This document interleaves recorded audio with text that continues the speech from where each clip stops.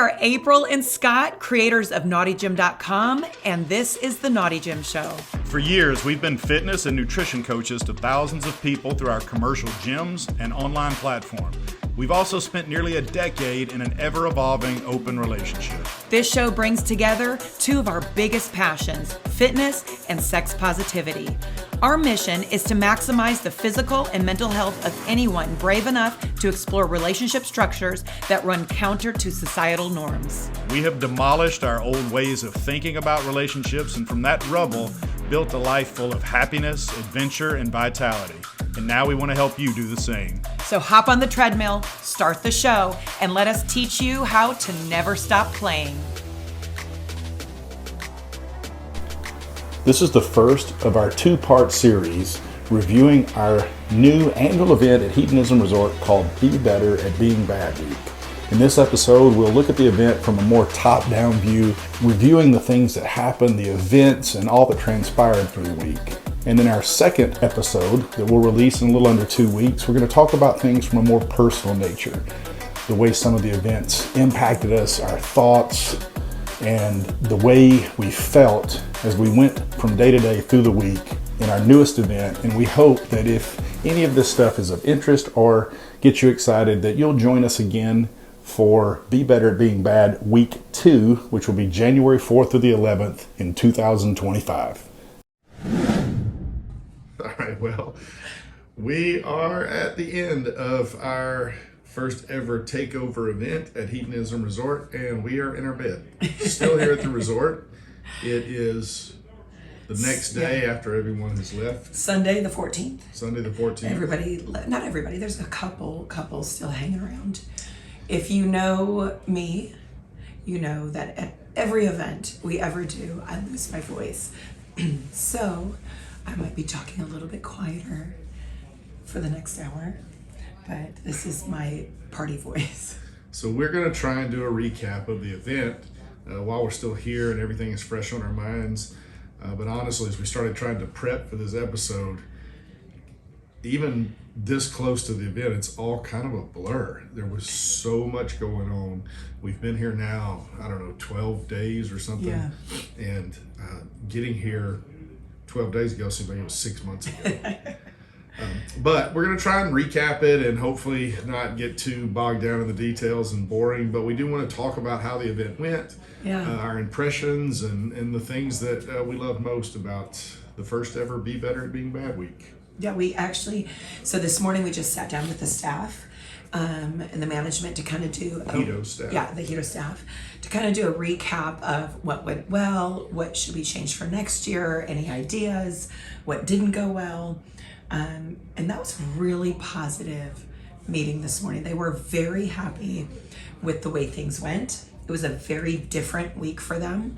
They worked with us and stepped out of their comfort zone to kind of meet us in the middle with some of the things that we wanted to do. And they were really pleased with how it turned out. Yeah, there were some surprises through the week, some things that went phenomenally well, some things that had to be adjusted behind the scenes kind of quickly in the moment because, anytime you have a first event like this, there's going to be little issues behind the scenes.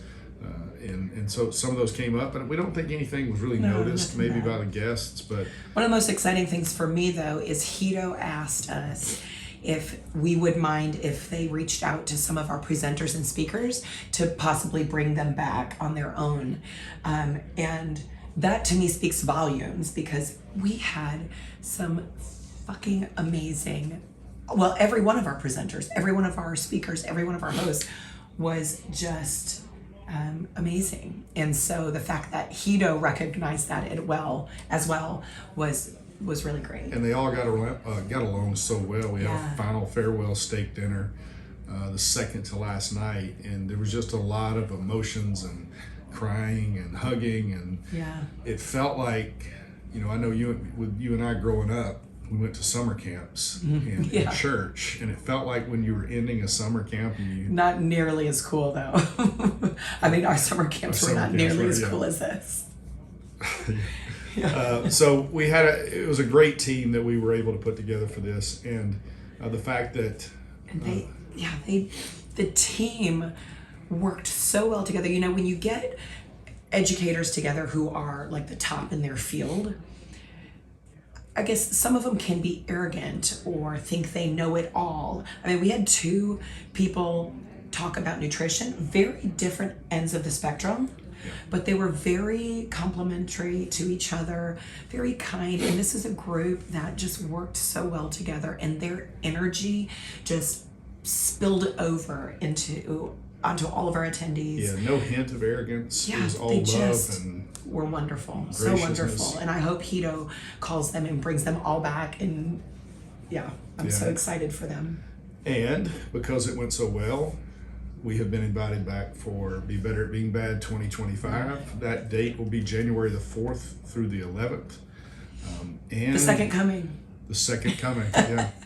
We thought of that on the spot this year, and that's going to be the tagline for next year. But we did have meetings.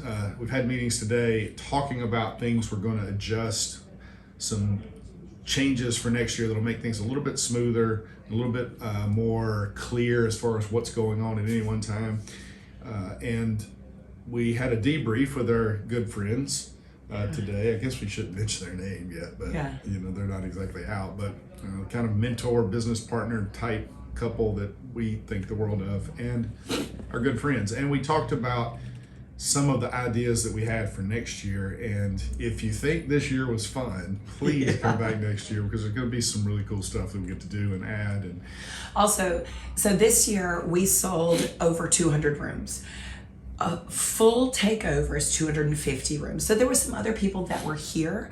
They didn't know they were a part of our group until we greeted them in the lobby, and they were really excited to know that we had something going on that they could be a part of as well. Right, they weren't part of another group. There was no other They maybe groups. just happened to book but didn't know something was going on. And so that was fun, and I think we got some new people into our community. Yeah, we sort of adopted them into the group. Yeah, but this year, there's already been over 15 bookings just yesterday for 2025, and I've gotten several messages today. So it's going to sell out this year. 250 rooms is going to be a full takeover, and if you want to go, I suggest you get on that soon. All right, so we've been planning this for a little over a year.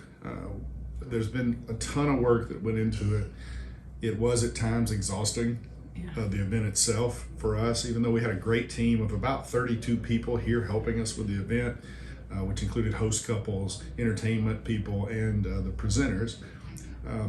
But you know, I'm not as tired. I feel a little like I've got a little bit of a cold today, but I feel good.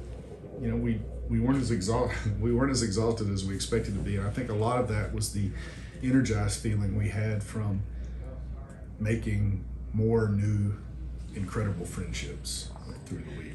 Yeah, we don't feel depleted. And it is.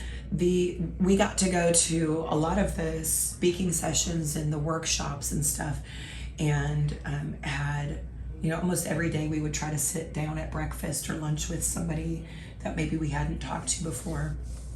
And we just feel very full, very like we're overflowing with love and energy, and that's just because of the atmosphere that was here during the week. Yeah, the last day was tough. It was a lot of emotion, a lot of thank yous and congratulations and that sort of thing. It was a tough day. I'm already starting to cry. Holy cow. But it was a great day. All right, so what we're going to try and do now is we're going to run through kind of a day-by-day recap of the things that happened, just talk about some stuff that stood out to us. But we got here on Wednesday, 3 days before the event started, to start prepping, have some final meetings with the staff, make sure everybody was on the same page about things. And then check-in day began on Saturday, and it was utter chaos in the lobby. Everybody shows up, and there were flight delays because of some weather issues, and we were there all day long. Yeah, but we set up, so we wanted to make sure that we greeted everybody as they got there. And then we had our 3 of the 4 host couples were already there, and we had them every hour in the hour giving groups tours of the property, because Hedo Resort is a very big resort. And so, should I do this for a second? Nah, you can cancel that. Okay, there's parties going on outside our door. Yeah. Okay, so it's a big resort, so we wanted to make sure everybody knew what was going on resort. So they were doing tours, and we were giving everybody got a swag bag when they came. We got to really meet everybody. There was a few that came in the next day because their flight got canceled really late. We didn't nice meet to be able on to- day one, but to greet everybody. And the tours were important because, as it turns out, about 50% of the attendees in the event were first-time Hedo Yeah, guests. yeah. Many of them were first-time ever of to any type any of- lifestyle event. You know, it was something around 25% or so had never been to any kind of lifestyle or non-monogamous. And the resort said in any given week, typically you'll have 15 to 20% people who have never been to Hedo before, and our week was well over 50%. It was two or three times the that had number of never new been. people. Yeah, so that was exciting to give them exposure. And the number one thing we heard was, this is not what I expected. It's way better. People told me to expect this, and that wasn't the way it is at all. So it was refreshing to hear that, what we already knew. Which means our marketing was not very good. But they didn't know what to expect. So we'll have to work Well, on I it. mean, they had been told maybe by friends that had come 5 years ago, or, and so we got a chance to kind of prove how amazing Hedo can be. Yeah. So that first day is always a little bit of a low-key day because people are coming in. A lot of times you get in from long travel day, you take naps. You're not really in the mood to party, but the party kind of got cranked up pretty good that first night. We had a theme that night of Midsummer Night's Dream, and there was a big party around the main pool deck. Lots of dancing. Mickey from Casual Swingers was the DJ, and he fucking brought it. We got everybody saying how amazing the music was that night, and they were dancing their asses off. Yeah, so we did have one little issue, and it was no fault of his, but one of the DJs that we hired to come had a medical emergency. Yeah. And so that put us in a bit of scramble mode on that first day, or the day, I think it was the day before the event started, trying to figure out exactly how we were going to get the DJ sets covered. But Hedo was great in supplying us with DJs. We hired one. We hired from one from here. outside. And then Mickey. And then Mickey. Yeah, did man, a what tremendous job. Mickey and Mallory from Casual Swingers are just amazing people. Yeah, amazing people. It's difficult to overemphasize the amount of help we got from them, and that's not something that you would necessarily expect because they do their own week at Hedo. And have a Yeah, big which day. by the way, they're going Casual Swingers Week, March 30th through April 6th, and there's still room available to put. Yeah. We are possibly coming back for that as well. Yeah, and if you want to spend a great week at Hedo, theirs is going to be awesome. Man. I can tell you their week will be awesome because they help make ours awesome. Yeah, it's just. And they did a nice little farewell for us at the nude pool on the second to last day, which choked us up pretty Yeah. bad. But at any rate, the dance party the party that night got the event off to a great start. And I know we turned in fairly early that night and got a good night's sleep. I think at like 1. I don't think it was that late, but at any rate, we got a good night's sleep. that Yeah, night. we did. The next day was the first full day of the event and the first day of any scheduled educational sessions. Yeah, so we had Catherine and Miche from Expansive Connection. They are sex therapists, and the keynote that they delivered was perfect.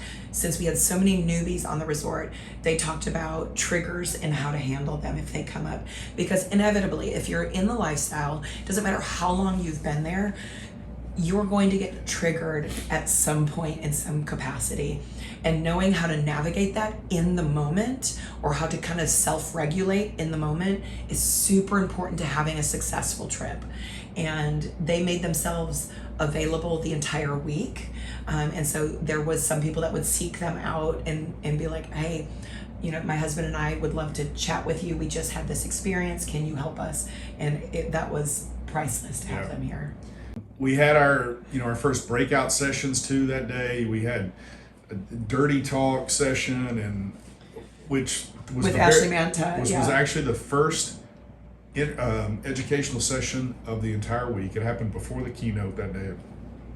After that was over, some of the upper level management came to us and said that, well, the one thing we were worried about is that doing educational sessions will not work at Hedo because people are not going to pull themselves away from the activities, the pool, the beach, that sort of thing.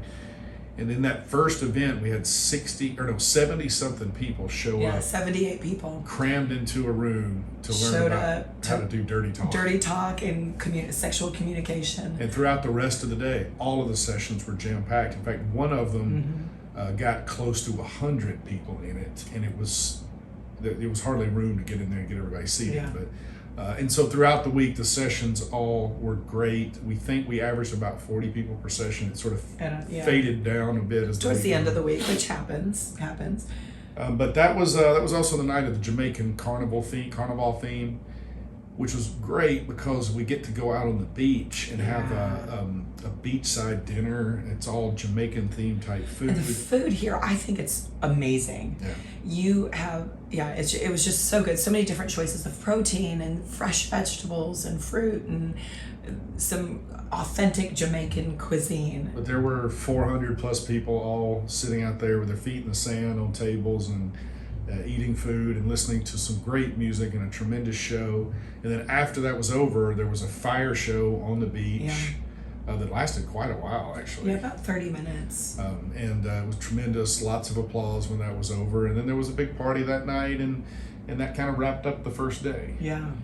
And that's the typical pattern we had for most of the week, except for the very next day, which was very different than any typical day at Hedonism. It was our Tailgate theme day, and that was the day we asked the most of the resort. Well, we asked this because you really thought Alabama was going to be in the national championship. I did not necessarily think that, but that happened. You were hopeful. Yeah, I was very hopeful. That was That's the okay. night. That was the night of the college football national championships, and Alabama got one play away from being in that game the week before, and I can't describe how excited I was about the possibility of them playing while we were here, and how devastated I was at our friend's house that night when they lost. But the idea for that was to set up in the courtyard. We're gonna have a big screen out there with a projector and broadcast the game through the big speakers and have tailgate type food. So, And they did, yeah, burgers and ribs and nachos and popcorn. And they went all out. They decorated the courtyard in the colors of the two teams, Michigan and Washington. So there was blue and yellow and purple and gold everywhere. They actually made custom cakes for each team. Yeah. One cake for each team with their logos and colors on it. They brought me a Michigan shirt to wear. So Richard and Diane run the resort, and they're both big Michigan fans. And we had been aggravating each other leading up to this because Michigan and Alabama had to play in the semifinals. And since they beat Alabama, they saw fit to bring April a Michigan shirt. It was to cute wear. too, yeah. No, it was hideous. But so that went okay. But there's not everybody's a football fan, Right. and so next year, if we do something like that, we're gonna definitely have to spruce that up a bit. Well, the first half went okay. So nobody watched the second half of the game because at halftime, they designed a custom halftime show for us. And this is one of my favorite moments of the week. People have been they lost their mind over it. They brought in a marching band, an adult marching band, we not should clarify children. it was not a high school marching band. And we led in the marching band, and then the Hedo dancers did a custom dance to the marching band, and it was so much fun. Yeah, it was like this high tempo rock set that went for maybe 20 minutes. Yeah. And they had come to us and said, "Do you want to lead the band in?" Nobody knew the band was coming. They were hiding around behind near the tennis courts. Yeah. And we were like, fuck yeah, we want to lead the band in. And in the middle of all of that, one of the highlights of my week is on the entertainment team, I had kind of fallen a little bit in infatuation with one of the dancers, and they put her in front of me. So he got to dance with her. Dancing up on me. So, that was If you know Scott, you know he loves to dance. Oh, I'm a terrible dancer. And then this super great dancer that I have a crush on is dancing on me. She's super cute. You did a good job. Okay. But yeah, that was really fun. Nobody was expecting that. But that day, earlier that day, I want to just give you an idea of some of the sessions that we had. So that was pickleball. We had so many people show up to learn how to About play 40 pickleball. people we talked and we had with. 10 paddles, so that was a little challenging. Carrie Gold did her pole dancing A class. Yeah. Luna Matata had a face sitting class, which was fantastic because I love to sit on a face. It's one of my favorite things, sitting on a face. Kate Gordon, CrossFit Kate, did hers on Eat Better, Fuck Better. And then with Ian Dragonfly, did Live Like a Human, Fuck Like a Beast.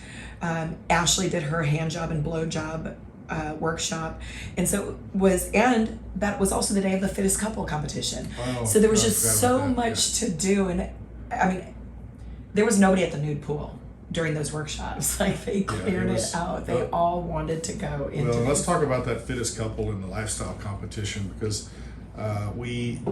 it was actually a perfect number, I think, of people that competed in that. There was a $500 cash prize up for grabs, or a $750 resort credit you would get, the winning team would get to pick. Right, and a bunch of Naughty Gym swag, and then we had sashes made that What said did we have? Fittest couple in the lifestyle. I think we had 11 or 12 teams initially sign up, but by the time they got ready for the competition, it was down to 6.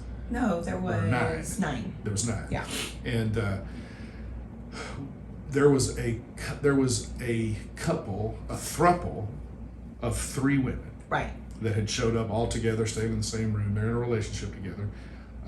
One of which owns a CrossFit gym, and the other 2 are really good CrossFit athletes. Mm-hmm. 2 of them entered it together, and then there were other couples that entered as Right. well. And they were at a bit of a disadvantage because some of parts of the event did not set up well for them because of their height. They were shorter, Right. you know. So the competition was, it was a relay, partner relay. Partner 1 grabs a sandbag, runs about 100, 200 meters to the water, drops their sandbag, paddleboards about 200 meters, gets off the paddleboard, comes back, picks up their sandbag, runs back to their partner who's standing by the pool, and does 10 pool plunges where you jump in a pool, it's 4 feet deep, and then jump out. So you can't use the stairs. It's And that's brutal. not as easy as it sounds if you've Exhausting. ever tried to climb out of a pool without stairs. Well, try and do it fast over and over. 10 times, Yeah. right, while you're winded. And then on the 10th one, you tag your partner,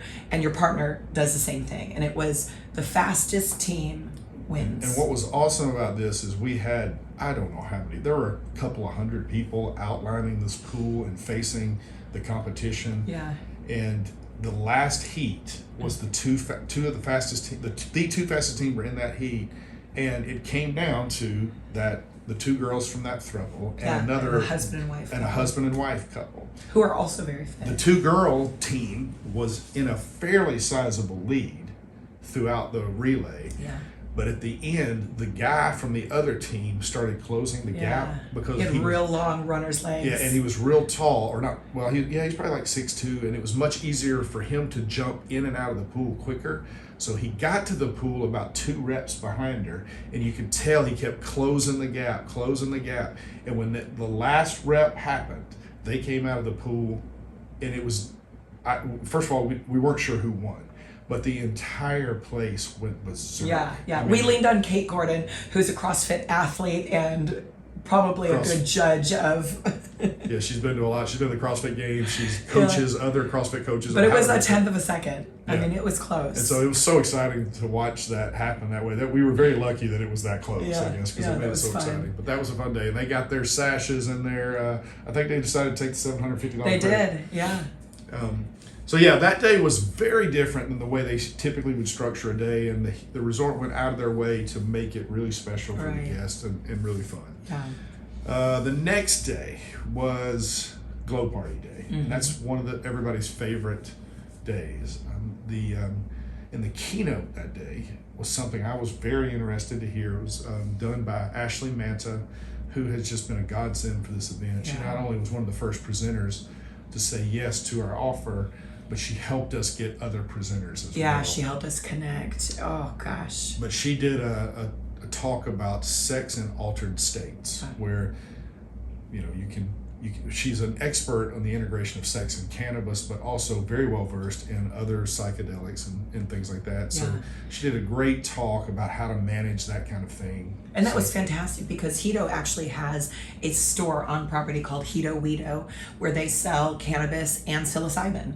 Yeah, And 'cause so it's we legal. knew people would be using that, and we wanted them to use it in a safe way. Yeah, and there were breakout sessions. There was a panel on body positivity. Well, maybe that's Body the- image, yeah, it was a body image panel, not necessarily body positivity. Sometimes it's just body neutrality.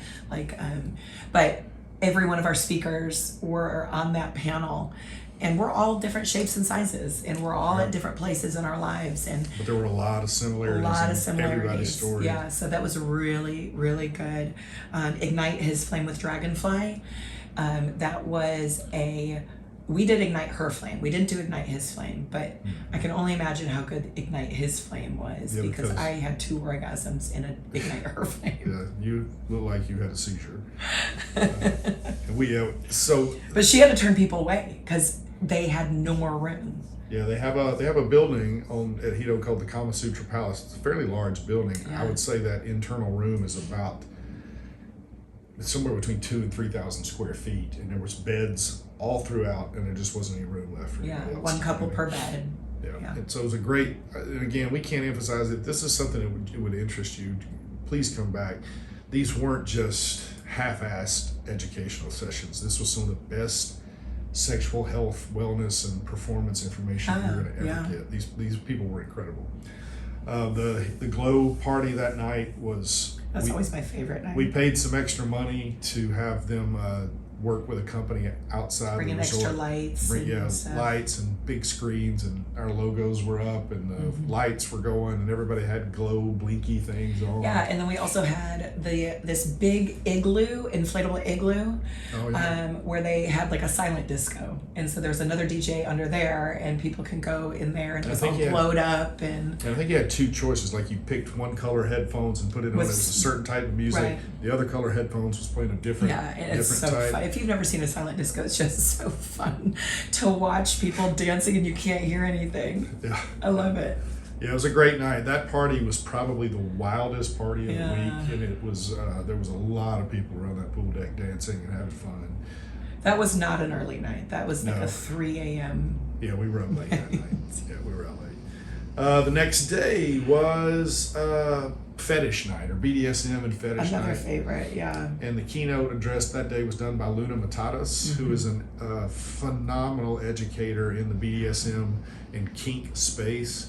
And she's different in that most of the people in that space who are educators have this sort of dark persona.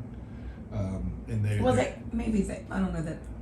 Yeah, it can feel scary. yeah, it's like dungeony, black leather, everything. And Luna is more of a big ball of Oh color. God, when she Just bright and smiles, shiny. I mean, she just oozes love, like And she's and not wearing, kindness. not that we have something but against she's black not in leather, like black leather and all the time. whips and chains and stuff like that. although I'm sure she has that Oh, stuff. yeah. But yeah, she's just this bubbly personality that takes this concept of power exchange and impact play and makes it seem more user friendly. Yeah. In fact, she flogged me. Her and one of our hosts, Matt, teamed up and flogged me in the disco that night, and it was amazing. Amazing. And that's also the night of the BDSM or fetish show that Hedo does that is so good. It's most everybody's favorite show that night because they just get really erotic on stage. Yeah. And we took that day, so we had 2 catamaran cruises scheduled for that day, one at 10:30 a.m. and then one at 3 p.m. So the catamaran fit 90 people, and it would take them, they didn't stop at Rick's Cafe, but they went past Rick's Cafe to these caves where people could snorkel in the caves, and they had some food on the catamaran and drinks, but those were free for all of our attendees. And we decided not to go because we wanted to kind of take that day to be low key. So we actually went off property and had a nice lunch.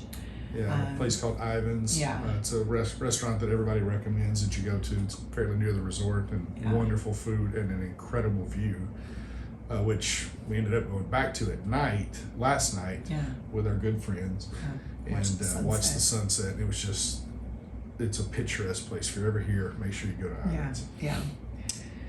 But yeah, so that was Wednesday. We got a little rest, decompressed a little bit, but everybody else said the same thing. They loved the catamaran because it kind of gave them a chance. If they wanted to, they could party. If they didn't, they could kind of relax and rest and take in the view, because it was, this place is just gorgeous. The ocean here is so beautiful. Well, and that second catamaran cruise, I think it was the first catamaran cruise. We were getting reports back pretty quickly that there was a lot of sex happening up on the front part of that catamaran. Yeah. I don't know about the second one, but that was included for the guests, and so it was a great time for them to get away from the resort and see something a little bit different. And again, that's one of the things that the resort worked with us on, because their typical catamaran days are Tuesdays and Thursdays.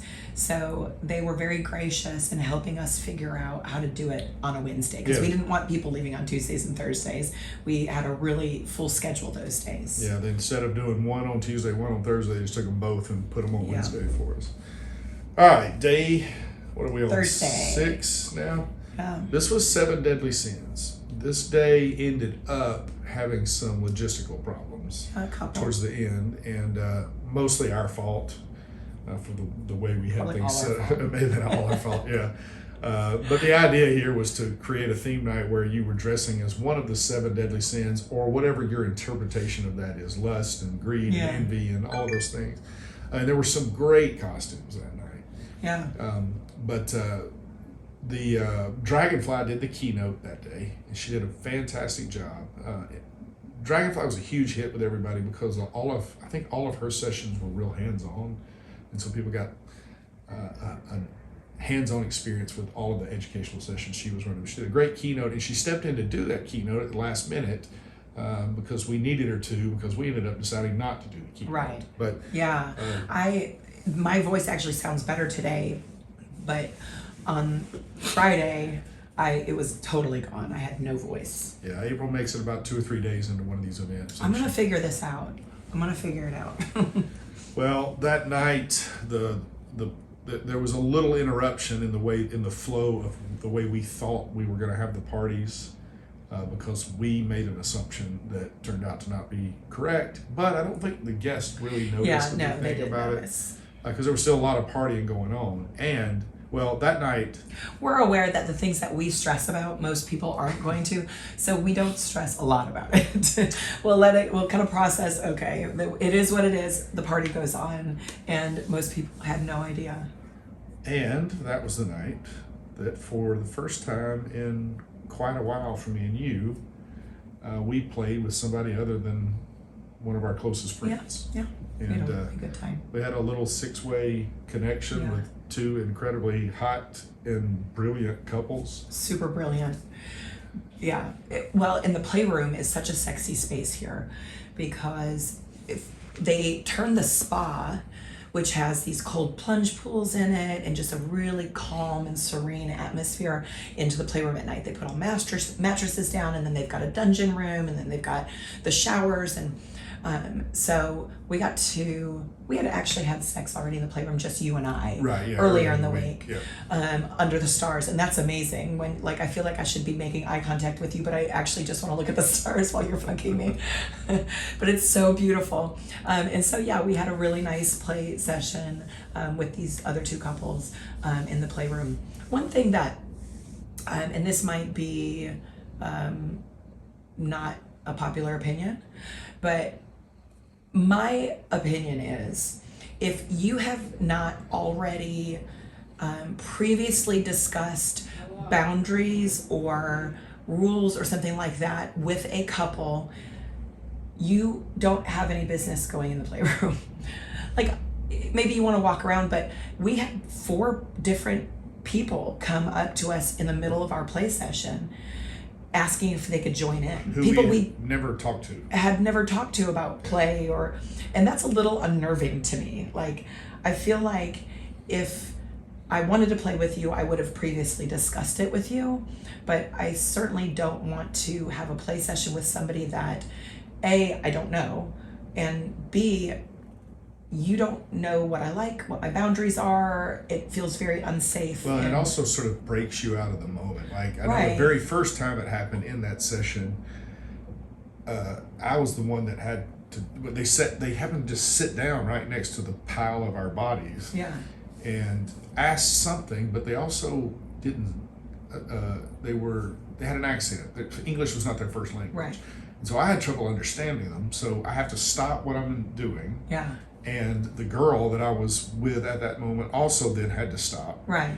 And we had to figure out what they were asking. And then I realized they're asking if they could join. Right. And we said, no, we're all just keeping, Yeah. within Well, and the here's the script. thing. In the culture where women are learning to use their voice, I can see this happening. Somebody goes in there and they sit down with a couple and they're like, do you mind if I join you? And the husband is kind of excited, like, yeah, that's kind of exciting. And the wife, not wanting to do it, says yes in the moment. Meaning, but she doesn't really want to because she's not had time to really process. She's not had time to talk to her husband. But she doesn't want to say no. For somebody who's a people pleaser, that can be a very dangerous situation. Like, don't do it. And we heard that from, that's probably common in every playroom everywhere. But stop. Yeah, I mean, look, if you're at a party and that's sort of an agreed upon principle prior to the party starting, maybe that's different. But, walking up to just complete strangers and saying, hey, can I jump in there? It makes it because it's such an emotional thing that you're trying to walk into, it makes it harder for people to make rational decisions. One of the reasons we typically tell people don't change the rules in the middle of a play session. Right. If you've had that pre-play Yeah. conversation, here's what I'm comfortable with, here's what I'm not comfortable with, don't change in the middle of it, because you increase the chances of doing something that you'll regret. Right. And that's the same kind of issue here with people coming up. And it happened, I think, we were in there for maybe an hour and a half, Yeah. and it happened 4 times. And we didn't know any of them. It was just a weird situation, and our recommendation for people is to just not do that. Make sure you've got somebody. All right. Shoot your shot during the day Yeah. when you can have a conversation. Yeah. But the playroom was hopping that night. There were bodies everywhere. It was, and, yeah, it was packed. it was a really erotic environment to be a part of. So we had a blast. And we like playrooms. That's why we go there, because it is a sexy environment, but it also needs to be a safe environment. Yeah. All right. So then we get to the last day. The last day was a special day. Yeah. Because it was going to be called the Red Ball. That was the theme of the day. Yeah. Hedo has a foundation that they use to help. They do a lot of work with local school children. Mm-hmm. They also use it to help their employees out when their employees may fall on hard times that they can't help. Yeah. We've heard of them using it for like an employee whose house burned down and things like that. And we had the idea a year ago to do some sort of event that would function as a fundraiser for the Hedo Foundation. Yeah. And the Red Ball was our interpretation or idea to kind of help that. And Yeah. what we wanted to do was turn the resort into all red that night and have everybody dress in all red. It didn't matter what they wore, just dress in something red. And encourage people to donate. We made it easy to do through QR codes and a red donation box, and just encourage them to give money. And people did really well. We raised quite a bit of money for the foundation. Yeah, we did. We learned ways that we're going to do that better next year to keep it more front and center and easy for people to make the donation. But we're proud of being able to do that, and we can't wait to be able to do it better next year. But it was also a very emotional day for us throughout the day, because people kept coming up to us and thanking us for the week. And I know sometimes we get caught up in the middle of an emotional thing like this, and we may have stronger opinions that day than we do 2 weeks away from it. But people were telling us this is the best. We've been getting messages throughout today, even best vacation of my life. It's changed my life. I've made friends for life, new friends. Yeah. And that part had us both kind of emotional. And then Mickey and Mallory did a really cool thing at the nude pool that day. Once we got there, finally, we were busy and it took us a while to get over to that party, but they had a lot of the host couples and people get champagne bottles and stand around. Now, apparently this is something they've done before. Yeah. They said it's kind of a Hedo tradition, but they stood around the pool, champagne bottles in hand, and they called it the money shot farewell or something like that. But really soaked us in champagne. Yeah, but Mickey said some really kind things about Yeah, us, and they just get up and stand in front of everybody, and while he talked, and then at the end they shook the champagne bottles up and sprayed it all over everybody in the pool, and everybody was going crazy. So it was a really cool way to, test things. Yeah. So. We just met. I wish we had more time, and next year we've kind of talked about how we can do that, because we really did have a lot of time to connect with people as far as have conversations and stuff like that. Next year we want to do that even more. We spent very little time in our room. I mean, every meal we were trying. Some meals we didn't get a chance to sit down and eat. We were kind of eating on the run because we wanted to get to the workshops and stuff like that. But we just heard some amazing stories, made some really cool friendships, and we didn't even talk about it in the early part of the week. The real emotional thing that we did was that mimosas with April and shots with Scott, where we segregated the genders. All the guys went with me and all the girls with you, and combined there was about 100 people that participated in that. And we sat around and kind of in small groups. We divided, the men were into two groups of about 15 or so, 17 each, and y'all had multiple groups. Well, the biggest thing we heard all week was, I missed mimosas with April and shots with Scott. We need to do a better job, and we will do a better job next year of describing in the app what exactly that was, because people were like, I didn't want to take shots at 1 in the afternoon. Really had nothing to do with drinking. But it really had nothing to do with drinking. It was just, some people need a little liquid courage sometimes, but it more for the women was about forging a sisterhood and showing up for other women in your life, and fostering friendships with other women, because I value the women that I have in my life now. I spent probably 20 years between high school and the time I found non-monogamy, really searching for my girl tribe, and it was really frustrating because I couldn't find it. And when we got into non-monogamy and we started making connections with these women in the lifestyle, I was like, fuck, this is it. This is what I've been searching for. Women who can show up for me and I can show up for them in such an authentic way where we can cut through all the bullshit and the competition and the judgment. There's none of that. It's just, I see you and I want to be your friend and I want to support you and I love you. And I do have that with my best friend, Gina, who's not in the lifestyle, but just taught me what I should look for in a friendship. And I think that's a rare thing. We've talked about my friendship with her. That's a rare thing. Most women go through their entire life and never have a friend like that. And I want that. I desire that for other women. I want other women to experience that type of friendship where another woman just shows up for you. Well, just a fantastic example of that was on the last night after dinner.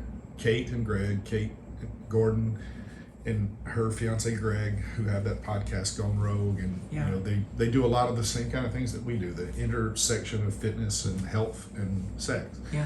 And I guess you just always assume people are surrounded by other people that are like them, but they asked us if they could just stay in touch on a periodic basis, because they don't really have other people to talk to, because like us, they've had to kind of keep it quiet some, and it's not easy to have somebody that you can trust and lean on to have those conversations. So we all agreed we're gonna stay in touch, and those are the types of things that you value so much coming out of an event like this, because we got to know some people really well over a short period of time, and you form lasting friendships, and that is not easy to do in the regular world. It seems like. It's not.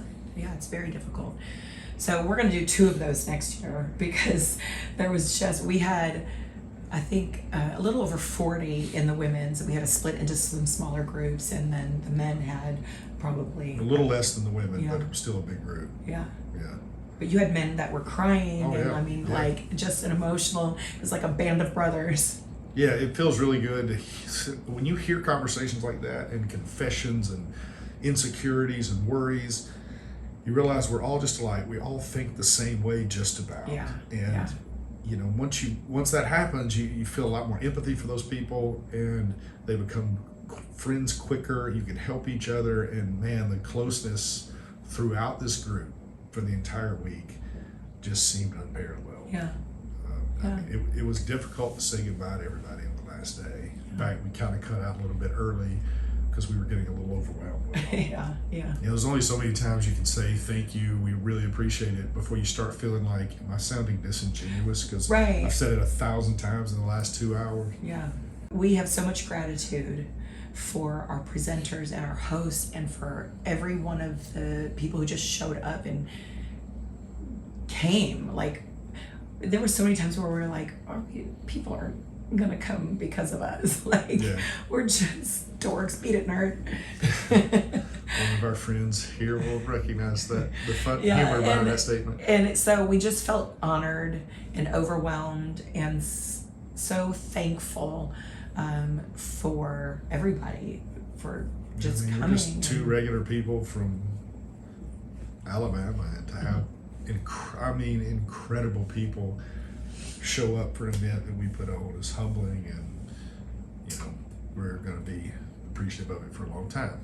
But we're excited because we get to do this again in a year, and we really hope that you will come party with us, learn, grow, and make new friends, and we'll do it January 4th through the 11th next year. Yeah, you can book now at www.hedonism.com.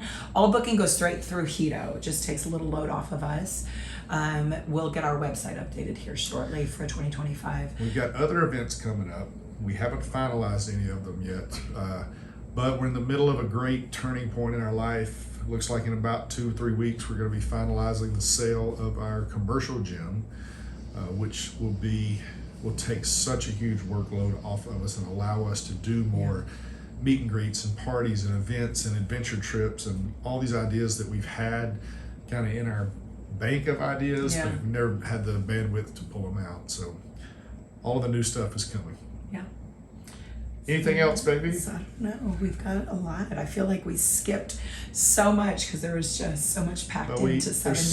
There's so much details we could talk about, but it can probably get boring for everybody to listen to. How many times I went to the bathroom and all this kind of thing. Oh, you did go to the bathroom. But we're gonna get off tonight and go have a little steak dinner and relax. Yeah. All right, guys. Thanks for listening. If you're watching on YouTube, thank you for watching. And and please like, follow, subscribe, all that fun stuff, because it really helps get the word out about what we're doing. See you next time, guys. Bye.